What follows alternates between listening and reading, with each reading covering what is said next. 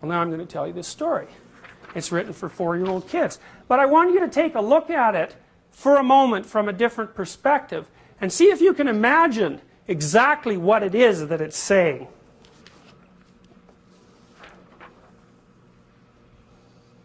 There's no such thing as a dragon.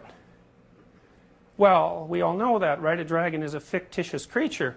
Reptilian, terrible, lives forever, breathes fire, hoards gold. Strange combination of attributes.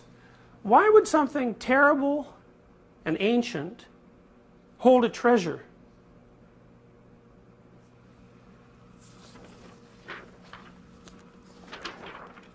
Billy Bixby was rather surprised when he woke up one morning and found a dragon in his room. It was a small dragon about the size of a kitten. The dragon wagged its tail happily when Billy patted its head. It's interesting, you know, in Chinese mythology, the dragon is a positive figure. In European mythology, the dragon is something to face in combat and destroy. Or something to face in combat and build something out of the pieces left over from the dragon. Billy went downstairs to tell his mother.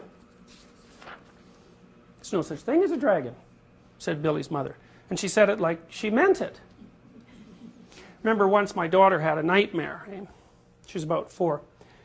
This was at the time when she first started to notice graffiti and litter. And both graffiti and litter bothered her. She couldn't understand the motivations behind the graffiti artist, and she didn't like the fact that there was litter cluttering up the world's order.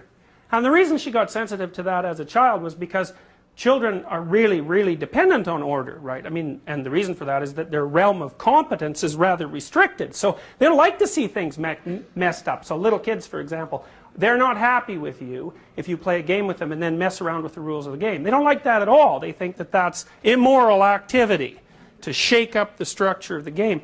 Well, anyways, while she was pondering all this, she came into our bedroom one night and said, "Dad, I had a nightmare." Now, we all know, right? Nightmares aren't real, just like dragons. Dreams aren't real. Of course, which raises the question of why in the world you'd bother having them 6 or 7 hours a night every single day of your life, and why they're a recognized feature of animal behavior all the way down to the amphibian level. She said, "I dreamt that there was a clear flowing stream, but in the stream there was all sorts of garbage, and it scared me and bothered me so much I woke up." So I told her, "Look, close your eyes and imagine the stream. It's full of garbage. What should you do about it?" She said, "Well, I should take the garbage out of the stream." I said, "All right, so picture the stream, picture yourself cleaning the garbage out of it." She calmed down and went back to sleep. Why? Well, because dreams concentrate on threat. We know that. They present threats to you, threats you haven't been able to deal with well. There's a part of your brain that tracks threats, and it's not really all that smart in some ways. All it does is say, "Look, here's a problem." And it's waiting for the rest of your brain to conjure up some solution to that problem. And if it doesn't conjure up a solution, then it just presents the problem over and over and over and over and over. So people who have post-traumatic stress disorder, for example, who've been really upset by their contact with something unexpected, dream about the same tragedy forever until they solve it. And they solve it by facing it and living it over and over, voluntarily. So you might think right off the bat from listening to that little story that suggesting to your 4-year-old daughter who's just had a nightmare that her fears aren't real and that the dream representation of them isn't real because it's not tangible like a table might not really be the best approach to the problem. So you see, Billy, he's pretty much got it right off the bat, right? The dragon wagged its tail happily when Billy patted its head. Billy went downstairs to tell his mother. "There's no such thing as a dragon," said Billy's mother, and she said it like she meant it. So there's a dragon in this house. Now the next thing you might wonder is, how often have you actually gone into a house where there's a dragon?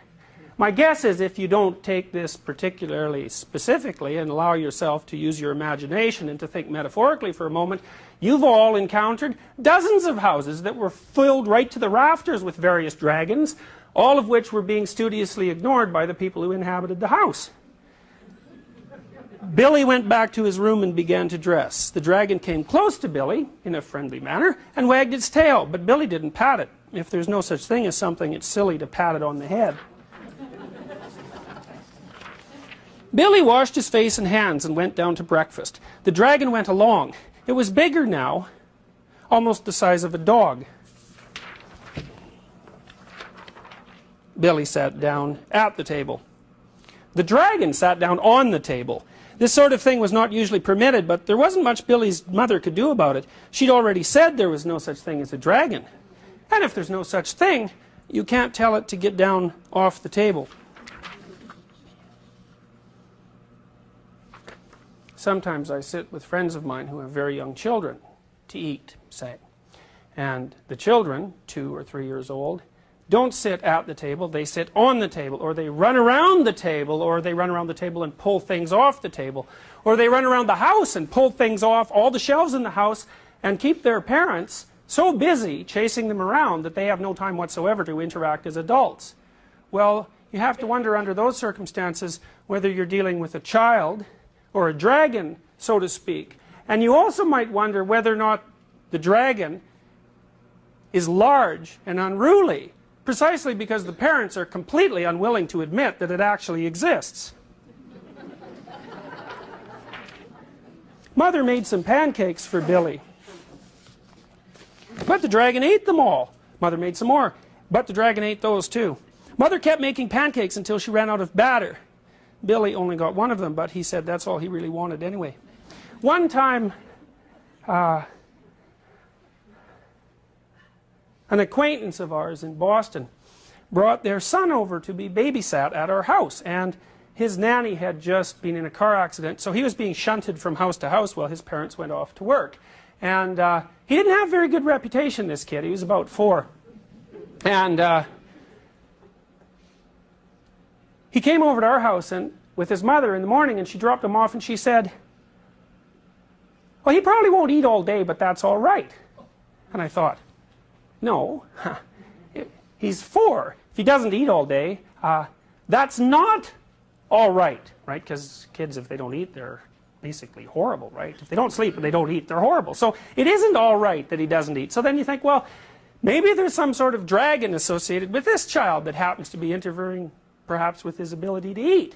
So I came back at noon. My wife had taken care of the children that day, and I walked in the house, and the other 4 or 5 kids that we had in the house were off playing, and this little kid was standing in the corner, like really isolated and looking, you know, upset fundamentally. So I went over and I poked him a bunch, because generally if you poke a kid a little bit, you know, well, they'll go like this, you know, they'll sort of back off, but sooner or later you can crack them and they'll smile and then they'll play. Not this kid, boy, there's no bloody way he's going to play with me, and that was that. Like, he'd already learned that adults should either be ignored or that they were trouble. And he wasn't going to let any adult into his little world. So there was absolutely a dragon associated with that little boy, and it was eating all his pancakes.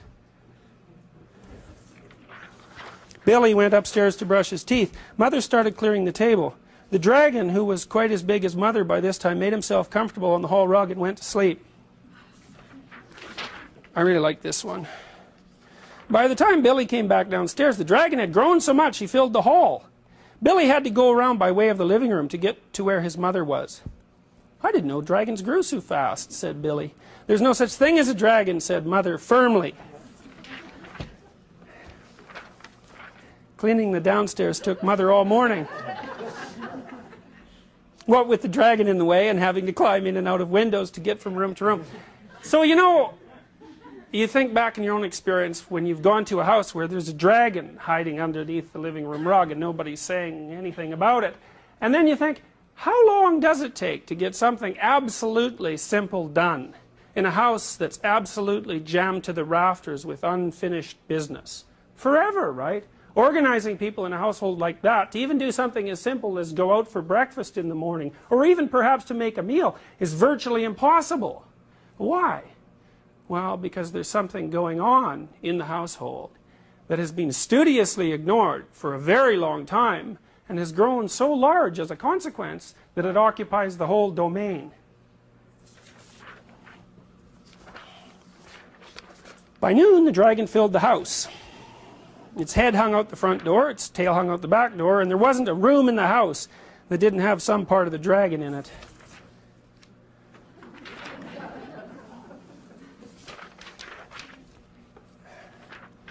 When When the dragon awoke from his nap, he was hungry.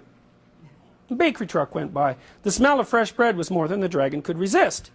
He ran down the street after the bakery truck. The house went along, of course, like the shell on a snail.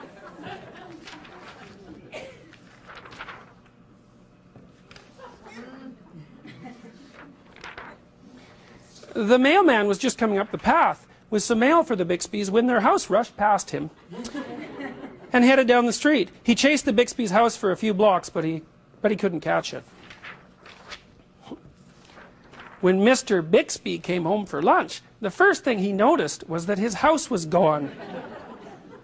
Luckily, one of the neighbors was able to tell him which way it went.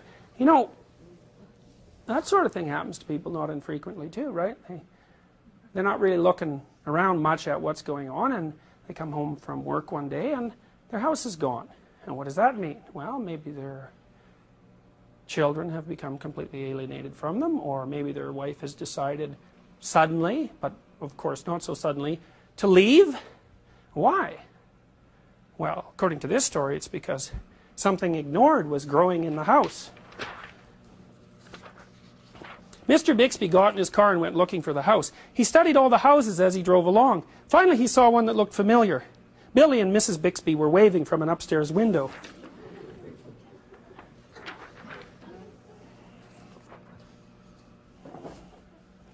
You know, in the 1890s in India, when a house was being built, the local priest, equivalent to the priest, would come by to set the foundation stone. And when he set the foundation stone, he'd take a big spike and drove it into the ground. And the reason he drove it into the ground at the place where the foundation was going to be laid was to keep the great dragon that is underneath the earth firmly pinned down by its head so it couldn't move and shake the house to bits.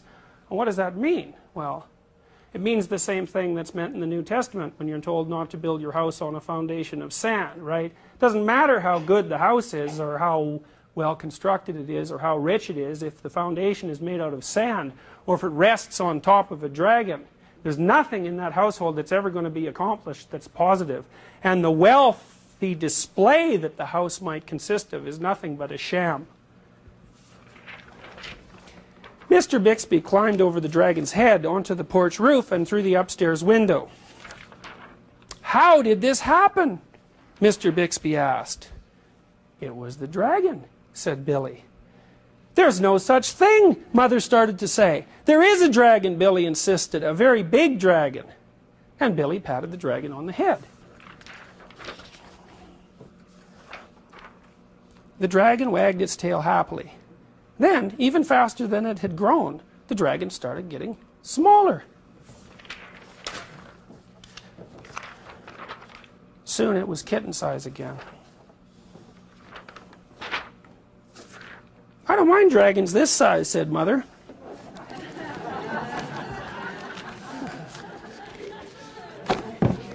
"Why did it have to grow so big?" "I'm not sure," said Billy, "but I think it just wanted to be noticed."